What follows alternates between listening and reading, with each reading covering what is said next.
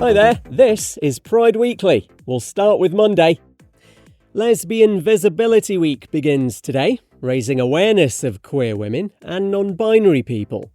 It's a chance to celebrate the progress made when it comes to acceptance and to highlight the challenges still being faced.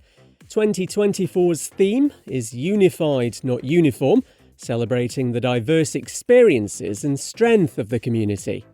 So, courtesy of Cut, here's a small assortment of lesbians, I don't know the collective noun, on what they wish more people understood about them. We don't want to be men. We don't hate men.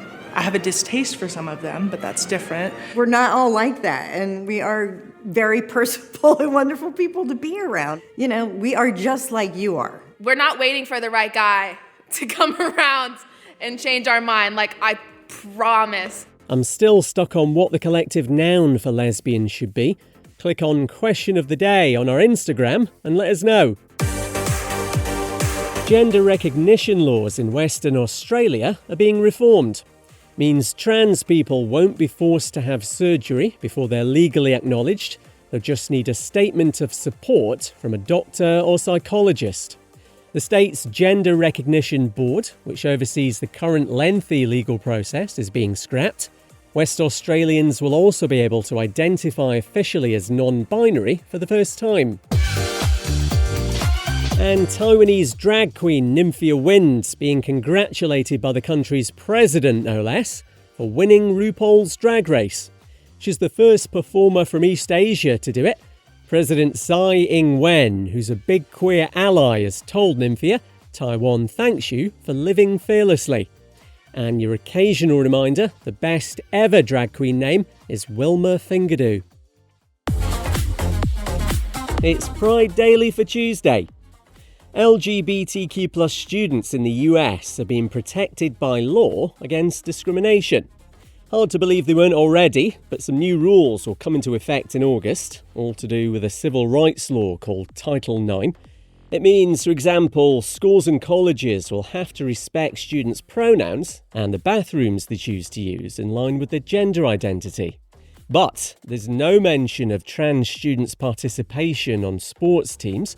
The Washington Post's Laura Meckler has been telling PBS why she thinks this is. What they officially say is that regulation, a separate regulation that addresses sports, is not ready yet. But what people tell me who are familiar with the administration's thinking is that really it's the politics and that they don't want to be talking about this question of trans women competing on girls' and women's sports teams in the middle of an election year. Schools that break the rules could be sued, lose funding, or be investigated by the Department of Education. Grindr's being sued in the UK over claims it's been sharing users' personal info like their HIV status. The gay dating app denies giving it to advertising companies without consent and says it'll respond vigorously. A law firm reckons there are more than 650 users involved in the lawsuit and claims thousands more are affected. And a win for the excellent queer movie All of Us Strangers at this year's Irish Film and Television Academy Awards in Dublin. Paul Mescal's taken a Best Supporting Actor prize for his role as Harry, who gets together with his mysterious neighbour Adam, played by Andrew Scott. The film's directed by Andrew Haigh, who's also behind two of my other queer faves, The Movie Weekend and the HBO series Looking, which totally should have got a third season. I heart you, Russell Tovey. Mwah. It's Pride Daily for Wednesday. Hey everyone, guess what? The church is doing itself proud again. Yeah, it is. A Catholic priest in America has resigned over an anti-queer post on Facebook. Father Thomas Held was at St. Joseph the Worker Church and School in Michigan. Not anymore.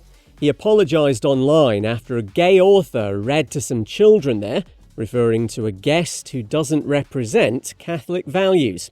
Oh, and he also promised a new vetting system would be implemented, because, can't have gays around kids. The author in question, Dominic Thrasher, tells Fox 17 about the impact this has had. I came into a classroom to share the joy and love that I have for what I created. And why my sexuality has anything to do with that. The way he made me feel like I'm a predator or a convict or something, it makes me mad. There've been protests outside the church and lots of calls for Father Held to go. The local bishop says the situation's caused deep sadness to the Lord Jesus. No mention of Dominic. A ban on consensual gay sex has been overturned in Dominica.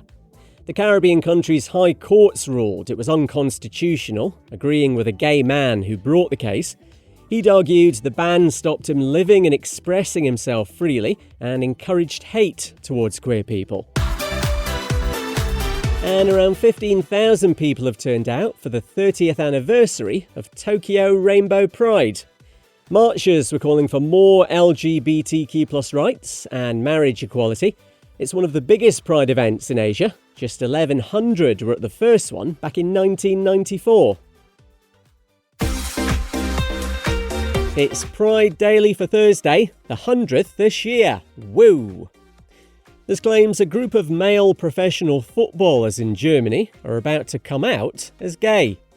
A newspaper there reckons they'll do it on May 17th, which is the International Day Against Homophobia, Biphobia and Transphobia. All to do with an initiative called Sports Free, aimed at encouraging people working in football to come out. Germany's Thomas Hitzelsberger announced he was gay after his professional playing career ended 10 years ago. He tells AFP he wants his story to help other footballers. Hopefully, by talking about it the way I do now, it encourages some others because they see they can still be professional football players, they can play at the highest level and be gay. It's not a contradiction, and therefore, hopefully, it gives some encouragement to young players. A documentary's planned about the players coming out, called Hide and Seek. Only a handful of gay male professional footballers have spoken their truth around the world. A silly little bigot who vandalised a rainbow pedestrian crossing in New Zealand will have to pay more than $16,000 to fix it. That's money he could have spent on therapy. 31-year-old Ford O'Connor covered the road in Auckland with white paint last month. He's linked to the Christian hate group Destiny Church, which is very anti-queer. And the Pet Shop Boys reckon their new album, which is out tomorrow, is their queer album. Nonetheless, is the group's 15th release. They say it's inspired by LGBTQ+ trailblazers, including gay playwright Oscar Wilde, plus the video for one of the songs features a glory hole.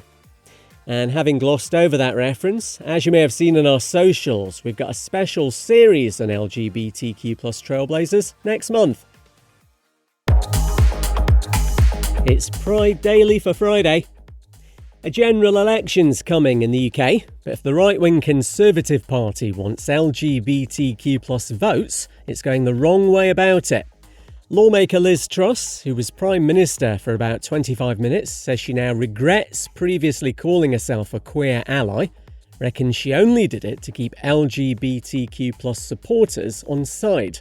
Sure, there's less of those to worry about now, my love. Comes as Education Secretary Gillian Keegan says she'll stop referring to transgender women as women because their understanding has evolved. So, as the saying goes, a fish rots from the head down.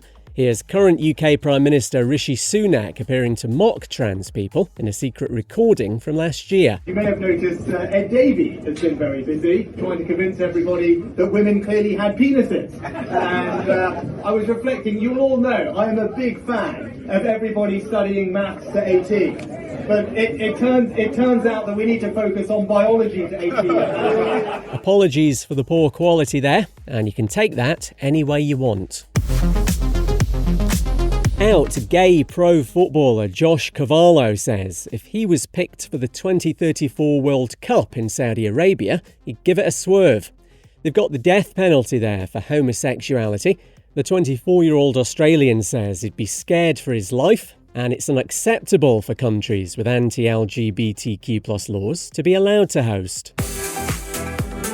And a school in America that cancelled a planned anti-bullying talk by a gay actor and author has now reinstated the invite.